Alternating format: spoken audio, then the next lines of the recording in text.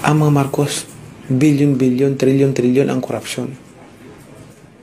Tapos iboboto natin. Talagang ang talino natin. Di ba? A few moments later.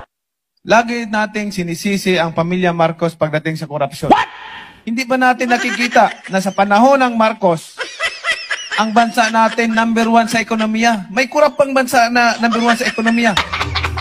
Pacquiao na unsa day ka sad reality mga boss no, mao jud ni siya ang kamatuoran nga sa politika walay permanente nga amigo, walay permanente nga kontra. By the way mga boss, kabalo na jud ta og pasalamat ko ta ni Pacquiao nga siya mismo diri pa lang mismo sa iyang video mga boss na natay mga idea nakakuha na ta og mga pagtulunan nga hugaw juday kay ang politika. Usahay na mga panahon nga kita mismo sa tong kaugalingon suko na ta sama sa giingon ni Pacquiao nga kini sila kurakot, di ba? Pero pag abot sa panahon mga boss, pagbali sa tuyok sa panahon, usahay mingon na pud nga ato na silang ibuto kay maayo kay sila. Mao na nga klaro kaayo nga kini si Pacquiao nagpamatuod mga boss nga inani kahugaw ang politika. By the way, karon daytoon dihangyo ta mo kung wala pa mo nakapalo sa akong page, pakipalo mga boss kay gamay pa kay ta.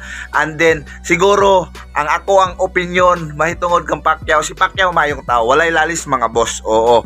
Dapat naa naman po doon ta sa iya ang tanan na nasa tuktok sa tagumpay mga boss no. Kung siya successful nga boxer sa tibuok kalibutan, walay makakuha sa iyahang gihimo mga boss. 8 division world champion, grabe kay na mga boss. Until now wala pay makabreak.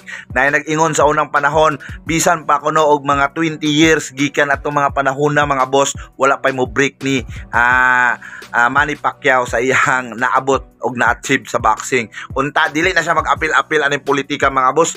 O gusto siya tabang mga boss, gusto niya tabangan ang iyahang mga pilo countrymen, daghan nga pamaagi kay nga naman daghan man siya kwarta. Oo, daghan man kay siya mga blessings nga pwede niya itabang. Pero para sa ako, kana ang akong opinion. Ambot lang ka sa imuha mga boss kung unsa inyo opinion.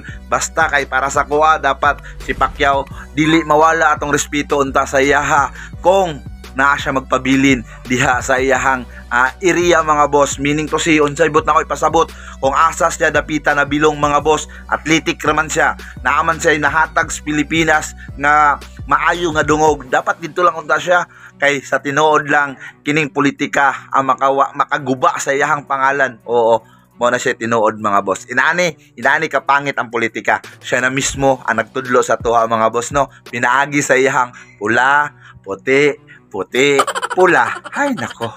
Pagpuyo na lang diha siguro Manny Pacquiao.